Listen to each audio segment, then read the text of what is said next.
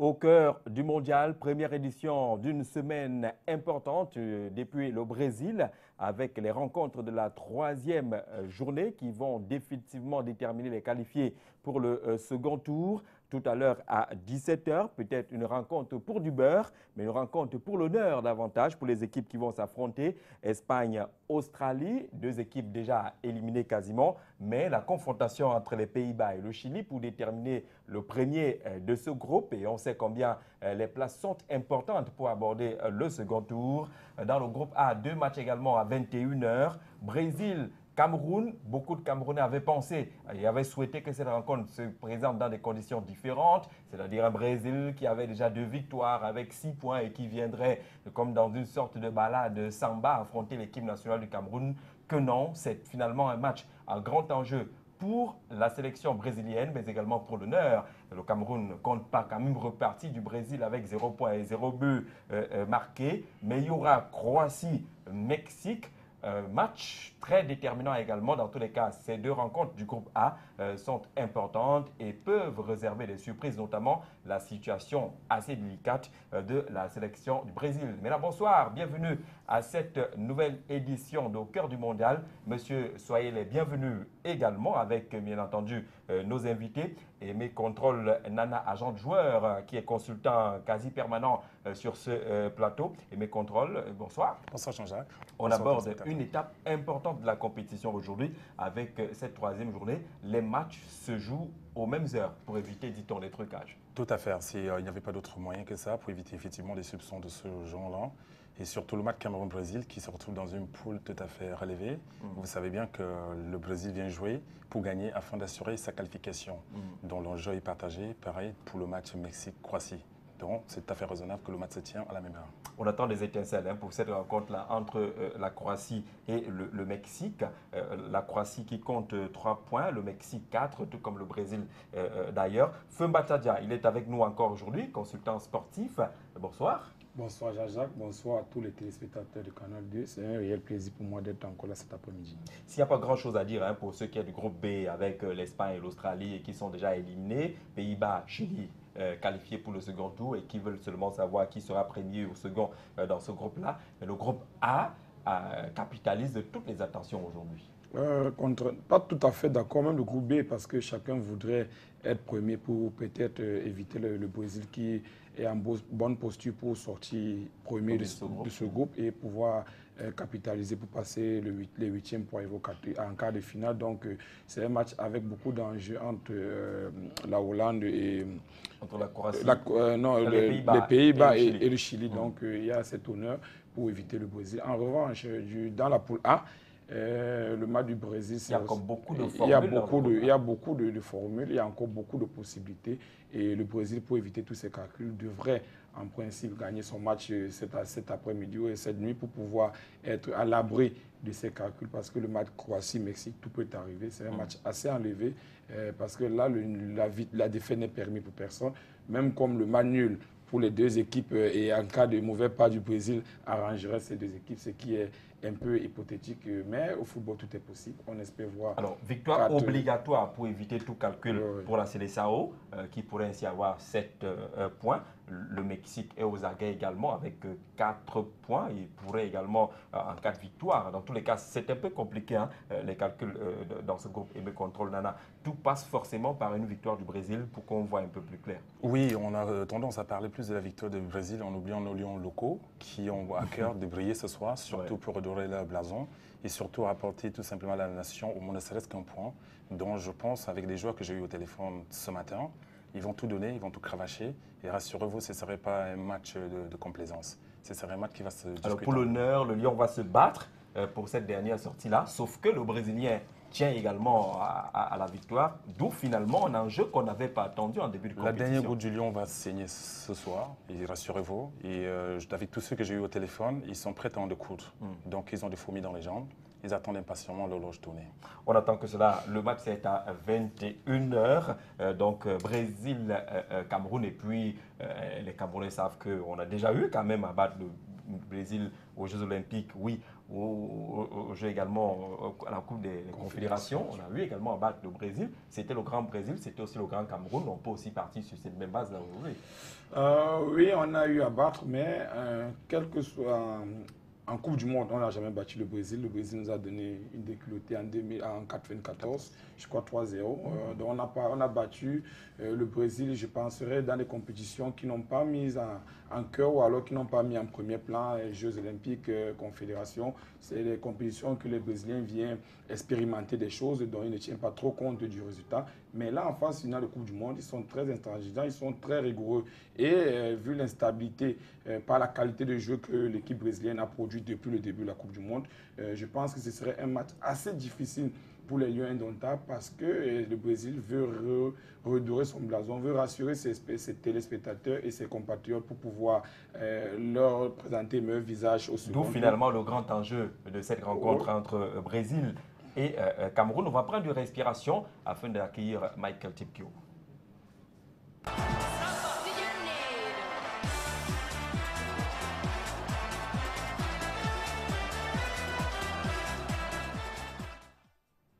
Les nouvelles fraîches venant donc du Brésil et concernant d'abord l'équipe nationale du Cameroun, ça on le sait, Alexandre Son a eu un carton rouge.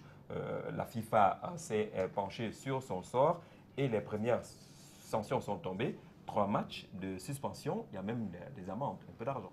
Ah oui, la FIFA punit ainsi le coup de coude de Song asséné au croate de Mandzukic. C'était bien sûr lors du match contre la Croatie où on a été battu 4 buts à 0. Lors de ce match, bien sûr, le joueur de Barcelone est donc suspendu pour le match Brésil-Cameroun de cette nuit à Brasilia. Et même si on sait que, vous l'avez dit, c'est un match pour l'honneur seulement, il est également suspendu pour les 2 prochains matchs de l'équipe du Cameroun, de l'équipe nationale du Cameroun. Alexandre Son devra également verser une amende de 11 millions de francs CFA pour ce geste stupide qui a agité toute la planète football. Les prochains matchs du Cameroun, bien sûr, les matchs officiels est suspendu pour les 2 prochains matchs. Et d'ailleurs, le premier, c'est le match de ce soir contre le Brésil. On n'a pas apprécié la sortie de Stéphane Biard dans les colonnes de mutation ce matin qui semblait expliquer. D'ailleurs, il a dit qu'Alexandre Son n'est pas un homme, il n'est pas spécialement méchant. C'est un fait de jeu et que comme lui, il a reçu également des mots méchants venant de ce Mandzukic. Peut-être que c'est tout cela qui a amené Alexandre Son à lâcher, voilà, à perdre le contrôle, même si tous disent que c'est un acte quand même assez grave pour les sportifs de haut niveau et puis les conséquences qui sont en train d'arriver. Mais au moins, le coéquipier n'a pas voulu verser de l'huile sur le feu. Il reconnaît qu'il n'est pas méchant. Alexandre Son d'ailleurs a demandé des excuses en tout cas. Et la FIFA, pour ce match-là, qui redoute la corruption dans ce match Cameroun-Brésil, on pense que l'argent pourrait circuler pour oui, le Cameroun perde. Décidément, on dirait que le statut du Cameroun premier... Est-ce que c'est parce que c'est Cameroun? Eh bien, on a l'impression finalement... On a l'impression que cette réputation nous colle à la peau avec 4 points au compteur. Vous faisiez les calculs tout à l'heure. La Seleção n'est pas encore mathématiquement qualifiée. Absolument. Et pourrait même passer à la trappe au profit de la Croatie et du Mexique. Ce soit un scénario qui sera peut-être catastrophe pour les fans. Mais en attendant, les Brésiliens doivent donc absolument battre le Cameroun ce soir. Et c'est là que les soupçons se situent exactement. Déjà éliminé de la compétition avec 2 rencontres. Les Lions, bien sûr, ce soir joueront pour l'honneur et la FIFA redoute que ces joueurs ne jouent pas le jeu en laissant plutôt les coéquipiers de Neymar offrir un festival offensif pour décrocher la première place du groupe, d'où les enquêtes autour des paris sur ce match en particulier. Donc ça se discute un peu beaucoup dans ce coin. On soupçonnerait certains grands parieurs de mettre de l'argent pour pouvoir parier bien sûr contre le Brésil et puis que le Cameroun n'offrirait pas le jeu sur le terrain et que finalement le Brésil pourrait remporter le match et être premier de ce groupe. Donc ça se discute. Ça se discute en tout cas au Cameroun. On sait une chose, c'est une rencontre importante. On n'est pas quand même parti là-bas pour prendre des paniers de buts. Il ne faut pas qu'on attende aujourd'hui. Mais est-ce que ce n'est pas le résultat quand même d'un Brésil qui doute un peu, qui n'est pas en confiance? Justement, c'est le résultat d'un Brésil qui n'est pas serein, qui n'est pas en confiance, qui ne développe pas un grand jeu, qu'on a connu le Brésil dans des Coupes du Monde. Et là, on entre dans les faits divers. Moi, je vais appeler ça les faits divers, les faits de la communication, les faits de NTC. Jusque-là, c'est pas avéré cette information. Moi, je pense que c'est peut-être le contexte du match qui développe voilà, tout qui cela. développe tout cela. Bon. Et peut-être pour ceux qui pensent que le Brésil ne joue pas bien, penseraient que le Brésil devrait en principe voir les Camerounais pour qu'ils lèvent le pied, pour pouvoir leur permettre de se rattraper au second tour. Mais je ne pense pas.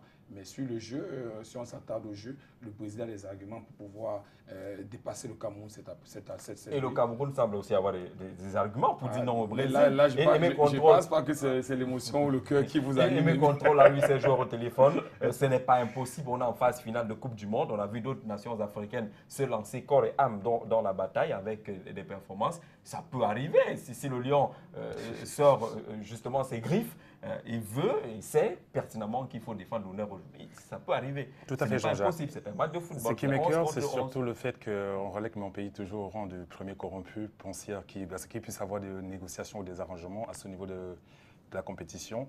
Je rassure tous ceux qui nous regardent maintenant qu'il n'y aura pas de match pour le Beurre. C'est-à-dire les Lions sont prêts à rentrer au pays avec ne serait-ce qu'un point. Si ce soir, ce n'est pas le cas, sachez tout simplement qu'ils auront tout donné.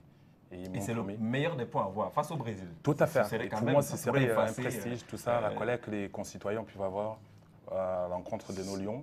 Ils feront tout, mais comme le disait M. Femba, c'est quand même pas un Brésil serein. Et c'est pas un Brésil. C'est jouable donc. Tout à fait, c'est jouable, mais c'est pas non plus un Brésil qui viendra en balade. Donc c'est un match qui va se discuter humblement. Et je pense qu'à la fin, nos Lions tireront l'épingle du jeu à notre faveur. Alors le Cameroun a souvent réussi à relever certains défis.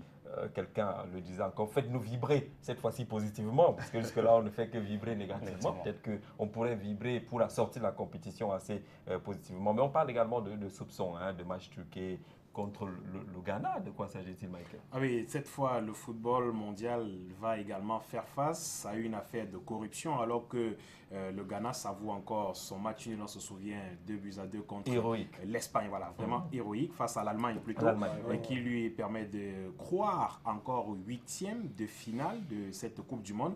Le Daily Telegraph, un journal anglais, justement, vient de lâcher de graves révélations autour de la fédération des Black Stars.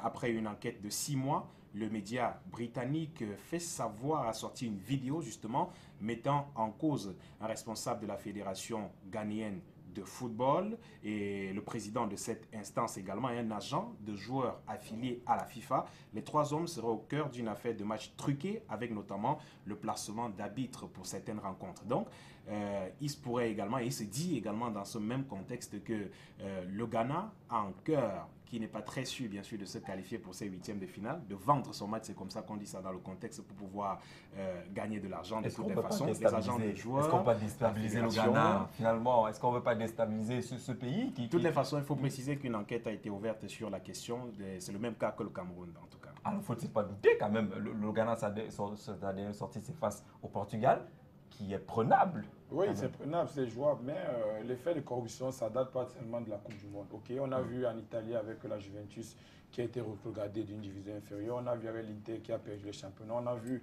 dans le monde entier beaucoup de cas de corruption. Donc, c'est des pistes qu'on va ouvrir et je pense que les juridictions compétentes de la FIFA vont se pencher là-dessus et vont nous donner... Mais dans une compétition comme celle-là, quelle attitude avoir? Est-ce que les Ghanéens doivent se laisser emporter? Est-ce qu'ils peuvent encore rester concentrés? Ils peuvent rester concentrés, mais c'est un peu difficile parce qu'avec les nouvelles technologies, on est en communication permanente avec l'extérieur. On comprend les commentaires, tous les commentaires qui se disent par rapport à l'évolution de la Coupe du Monde, par rapport aux faits divers, ça peut aussi les déstabiliser. Mais ça peut aussi être un électrochoc positif.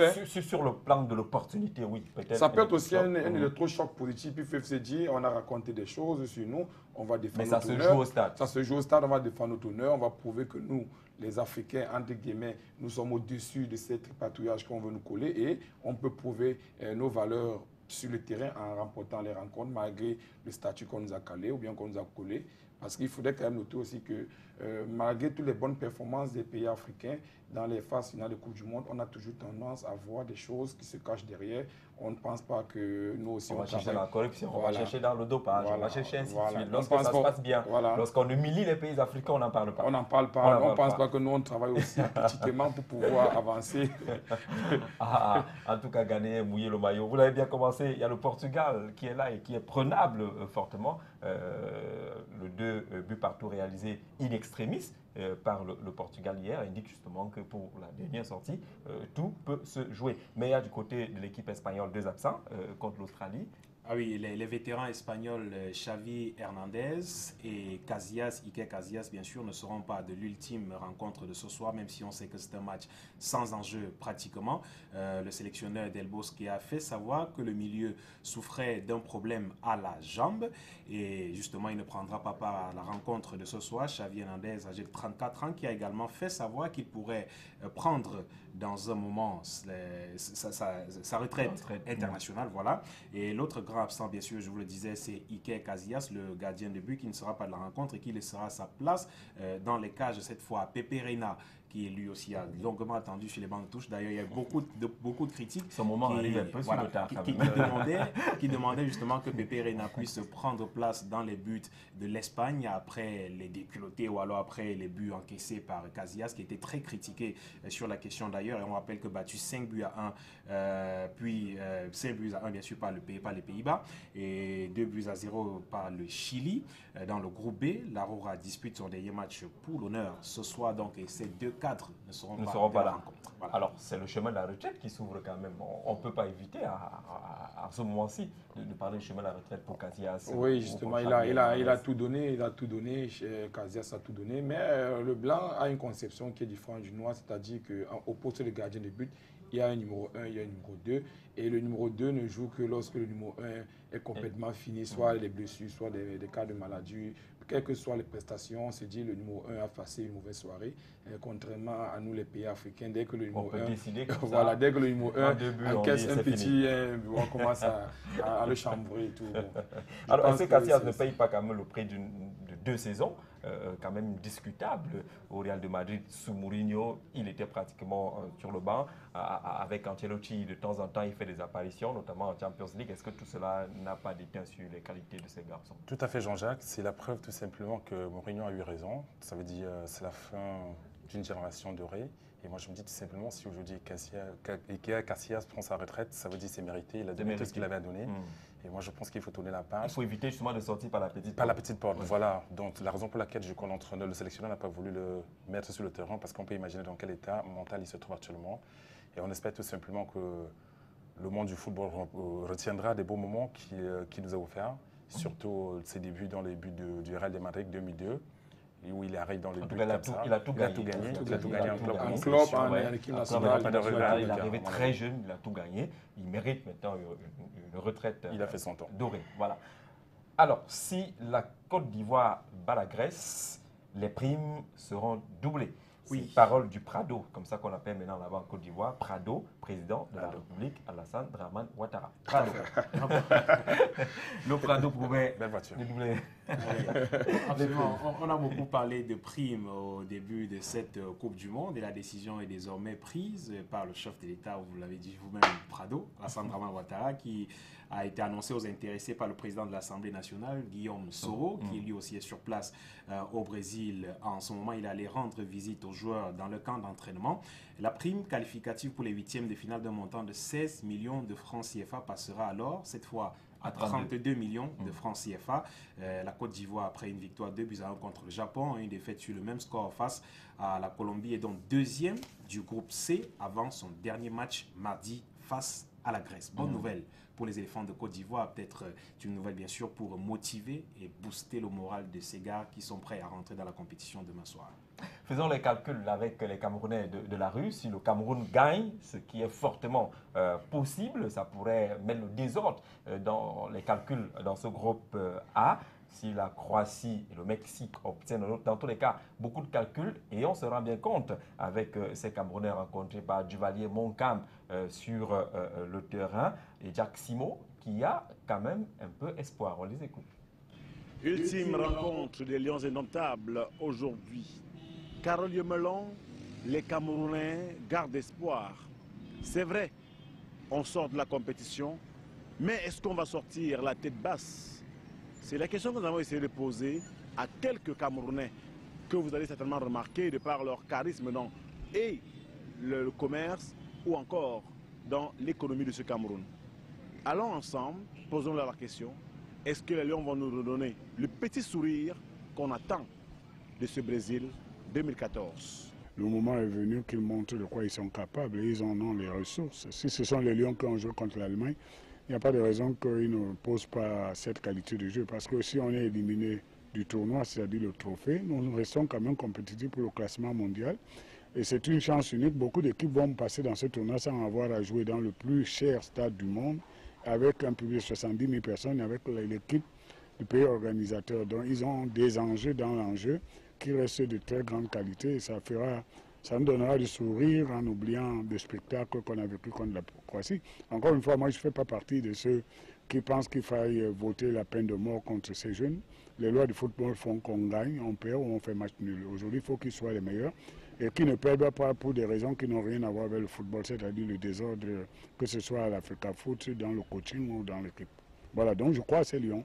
Et vous dites, allez-y les gars, hein, on vous attend. Je vais regarder ce match et vous rentrez au pays. Et maintenant, ça donne le temps de la reconstruction d'un nouveau football au Cameroun. Je crois en cette victoire, non seulement parce qu'il la faut absolument pour au moins soigner notre image qui est dans le coma maintenant là. Parce qu'au-delà de perdre le match sur le terrain, on a perdu quelque chose de pas mesurable, c'est-à-dire l'éthique même des gens. On a compris que malgré le fait que l'Afrique centrale se refait à nous pour notre stabilité maintenant, on est incapable de faire équipe. C'est très paradoxal. Ok, moi j'ai confiance aux Lions depuis le départ, d'autant plus qu'on a prouvé sur la scène nationale, la scène internationale. J'encourage les Camerounais pour ce qu'ils ont fait et je demande au peuple camerounais de les excuser parce que l'erreur est humaine. Je suis sûr que les Lions vont gagner. J'ai suivi l'interview de Stéphane Biard, Weibo, et certaines sources nous font croire que ce soir nous aurons Samuel Eto'o sur le terrain. Ce serait très difficile, c'est une question vraiment complexe parce que déjà, est-ce que tous les joueurs, tels qu'on nous dit, nous ne sommes pas au Brésil? On dit qu'il y a certains joueurs qui ont déjà déserté avec tous les incidents qu'il y a eu. Combien de joueurs restent au Brésil? On ne sait pas. Maintenant, la composition de l'équipe, généralement, on nous donne la composition de l'équipe 48 heures avant, ou alors 24 heures avant. Jusqu'à cette heure, si nous ne connaissons pas la composition de l'équipe, il serait vraiment difficile de donner un pronostic quelconque par rapport à ce sursaut d'orgueil. Mais puisque nous savons toujours que le lion, c'est le lion, on a toujours espoir qu'on ne peut pas sortir de cette compétition sans avoir ne serait-ce qu'un point. Ou alors peut-être faire un match nul contre le Brésil, ce serait une très bonne chose. Parce qu'on sait que les Lions, c'est les Lions. Vous comprenez, chers Camerounais, et à vous, fidèles téléspectateurs de Canal 2 et de cette émission, on sait que les Lions, c'est les Lions, beaucoup d'espoir en tout cas. Si on écoute ces Camerounais qui s'y connaissent, en tout cas sont les spécialistes pour la plupart des questions de football. Mais il y a une préoccupation, celle du dévoilement de la composition de l'équipe au Cameroun. On joue un peu au chat et à la souris avec la composition de cette équipe. Est-ce que la rendre publique, cette composition avant, peut permettre à ce que les joueurs soient dans de meilleures conditions de préparation psychologique par rapport à la rencontre et mes contrôles?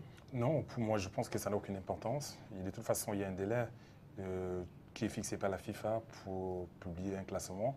Bon, maintenant, si notre sélectionneur a décidé de garder le suspense, je crois aussi que c'est surtout pour éviter de voir la réaction des gens de la rue que nous sommes, ça veut dire le public camerounais, qu'il a voulu un peu garder la liste. Bon, peu importe ceux qu'on va aligner ce soir, je crois qu'ils vont donner le meilleur d'eux-mêmes. Je pense plus qu'on va donner la chance à ceux qui n'ont pas eu la chance d'être titulaires jusqu'ici, à savoir surtout nos joueurs locaux, qui nous permettront, nous autres agents de joueurs, d'être actifs sur le marché. Bien entendu. On vous comprend très bien. Là, maintenant, on est d'accord. On est d'accord. Mais sur la publication de la composition, est-ce que c'est utile de le faire, de jouer un peu à cache-cache avec cela? Est-ce que forcément les joueurs sont exposés à ce que dira le public?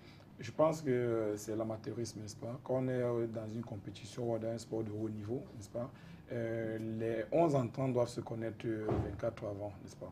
Quand on voyait toutes les autres sélections, 24 heures avant, publier les 11, c'est le professionnalisme. Mais ça s'explique au Cameroun parce que l'entraîneur n'a pas la maîtrise de son équipe. Ok, excusez-moi de le dire si vous te plaît. Excusez-moi de le dire. C'est votre pensée, allez-y. Ok, l'entraîneur n'a pas la maîtrise de son 11. Ça veut dire qu'à tout moment, son 11 peut être changé. Il peut être téléphoné. Voilà, peut être changé. Je vous le concède, votre mot. Non, je voulais compléter. Hein. Non, je n'ai pas dit téléphoné. Sans forcément dire que ça vient de vous. Sans forcément dire que ça vient de vous. Donc, ce 11 peut suivre des mutations qui viendraient de X ou de Y, voilà, connaissant, on a pratiquement dit la même chose. Connaissant les appartenances ou les fractions qu'on développe dans ce pays. Donc, ça veut dire qu'il n'a pas la maîtrise. L'entraîneur, lui, il est dans cet esprit de professionnalisme, mais il est dans un environnement qui ne lui permet pas de s'épargner, de jouir de ce qu'il a appris comme professionnalisme. D'où les 11 entrants arrivent généralement dans les dernières minutes. Et la petite histoire, plusieurs fois dans les compétitions internationales, le Cameroun a eu à changer son 11. Les noms sont allés au niveau de la FIFA et au niveau de la CAF, mais quelques heures après, avant, on a eu à changer récemment, même ici, contre, je crois, la Tunisie, en conférence de presse, les journalistes étrangers qui sont arrivés ont été surpris du changement du 11 des Lions, puisque voilà, la fiche technique qu'ils ont reçue, après la réunion technique, ils arrivent au stade, ils voient des autres noms et nous on paie des amendes. Mais ça veut dire que nous on n'apprend pas. Ces amendes, on pouvait économiser ça à d'autres fins. Donc l'entraîneur doit prendre ses responsabilités. Mais dans l'environnement dans lequel il évolue, ce n'est pas évident. D'où à chaque minute on a oublié de tripatouiller. Non, il faut que l'ami de Jacques joue. Non, il faut que l'ami de moi, j'ai pas d'ami là-bas. Non, c'est une façon de parler. Vous voyez, on a quelques heures. Jusque-là, on ne fait que spéculer. Alors que le Brésil a pondu son 11 depuis hier. Donc je pense que... Mike a dit qu'il y a une certaine tendance, il y a une certaine opinion qui pense qu'il faut cacher la composition de l'équipe, un peu comme dans les championnats du village. Pour que l'adversaire ne soit pas au courant, pour que l'adversaire ne soit pas au courant de nos stratégies. Est-ce que ça marche encore? Non, je pense que nous sommes dans un football un peu plus développé aujourd'hui, Jean-Jacques. Et le fait que l'entraîneur ne dévoile pas son 11 et tout le reste, il y a quand même des spécialistes de football en face, dans l'équipe du Brésil, par exemple, dans le staff brésilien. Il y en a qui étudient le football camerounais et qui savent déjà précisément qui est-ce que Volker Finke peut aligner ou alors qui ne pourra pas débuter le match. Voilà. Tous sont passés au scanner, justement. Et donc, moi, je peux vous dire, et sans risque de me tromper, qu'avant la rencontre, les spécialistes brésiliens savent exactement, alors à peu près, qui pourra faire partie du match ou qui ne pourra pas faire partie. Alors, si l'entraîneur se dit qu'il ne dévoile pas la liste parce qu'il faut cacher et tout le reste, parce que les stratégies et tout, non, je crois que dans ce cas, ça ne marche pas. Mais aussi, je ne voudrais pas être un peu plus dur comme M. Fumba tout à l'heure pour dire que, aussi, également, dans le staff technique, c'est-à-dire dans tout l'encadrement, je crois que de toutes les façons, il y a des joueurs savent qu'exactement moi je commence le match ce soir. C'est-à-dire que c'est connu entre eux et ça peut forcément ne pas être dévoilé. C'est peut-être une stratégie de l'entraîneur qui n'est pas forcément pour cacher à l'adversaire que tel sera titulaire et tout le reste pour cacher ses stratégies. Je crois que dans l'encadrement technique actuellement, les 11 se connaissent. C'est-à-dire que dans l'équipe nationale du Cameroun, ils savent que ce soir, moi je commence le match et tel commencera au banc de touche, par exemple. Mais il y a la stratégie Aimé Jacquet qui est souvent développée par les Français. Ils venaient dans les chambres les uns les autres pour dire que ok, aujourd'hui tu vas jouer, il te met en confiance tout seul et tout. Oui, ça se fait. L'entraîneur discute individuellement avec les joueurs qui veut faire part, qui aimerait intégrer dans son projet de jeu pour le match. C'est normal.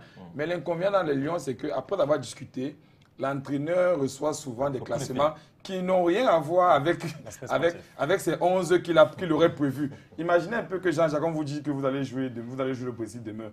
Et puis à la réunion technique, on dit à la place Jean, on dit Aimé. On a vu ça dans les Lions. C'est ce que l'entraîneur vit. Et à un moment, l'entraîneur est désespéré. Il est amorphe au banc de touche. Et directement, les joueurs qu'on a forcés pour le mettre au stade, dès qu'il passe un peu le sac, il met au banc, il fait remplacer et il expose le joueur davantage devant toute la nation. C'est Ferdinand Nana-Payon qui nous disait encore hier sur le plateau de Canal Presse qu'il a vécu des scènes pendant lesquelles on envoyait un petit mot à l'entraîneur. Oui, je suis le programme. Même 5 minutes, fait le mois jouer. Alors, tout cela a des conséquences, même économiques. Les prestations de l'équipe nationale du Cameroun, on a vu de nombreux gadgets, on a fait de nombreux reportages, mais dans la rue, c'est de moins en moins qu'on voit ces gadgets-là, les maillots et autres bracelets. On apporte encore parce qu'on a espoir pour tout à l'heure là, face au Brésil, mais dans les marchés, ce n'est plus exactement cela. On redescend dans la rue avec Duvalier Moncam.